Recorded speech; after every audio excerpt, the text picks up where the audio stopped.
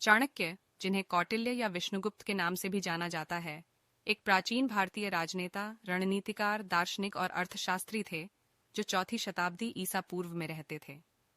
उन्हें अर्थशास्त्र नामक राजनीतिक ग्रंथ के लेखक के रूप में जाना जाता है, जो शासन, प्रशासन, अर्थशास्त्र और युद्ध पर मार्गदर्शन प्रदान करता है।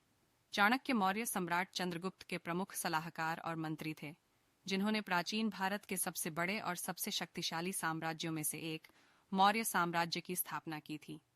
चंद्रगुप्त के उत्थान और उसकी शक्ति को सुदृढ़ करने में चाणक्य ने महत्वपूर्ण भूमिका निभाई। अपनी असाधारण बुद्धिमत्ता और राजनीतिक कौशल के लिए जाने जाने वाले चाणक्य को भारतीय इतिहास के सबसे महान विचारकों में से एक माना जाता है। उन्होंने एक मजबूत केंद्रीय सत्ता की वकालत की और एक सुव्यवस्थित और कुशल राज्य के महत्व पर जोर दिया।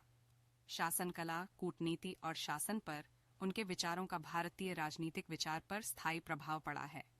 राजनीति विज्ञान में उनके योगदान के अलावा चाणक्य को अर्थशास्त्र के क्षेत्र को आगे बढ़ाने का भी श्रेय दिया जाता है। उन्होंने किसी राज्य की समृद्धि और स्थिरता को आकार देने में आर्थिक कारकों के महत्व को पहचाना। कराधान, व्यापार, कृषि और सार्वजनिक वित्त पर उनके विचार अर्थशास्त्र में परिलक्षित होते हैं। चाणक्य की विरासत उनके बौद्धिक योगदान से भी आगे तक फैली हुई है। उन्हें अक्सर ज्ञान और चालाकी के प्रतीक के रूप में पूजा जाता है। उनके जीवन और शिक्षाओं का भारत में अध्ययन और प्रशंसा जारी है, और उन्होंने उनकी रणनीतिक सोच और प्रशासनिक कौशल को प्रदर्शित करने वाली पुस्तकों, नाटकों और टेलीविजन श्रृंखलाओं सहित कई कार्यों को प्रेरित किया है।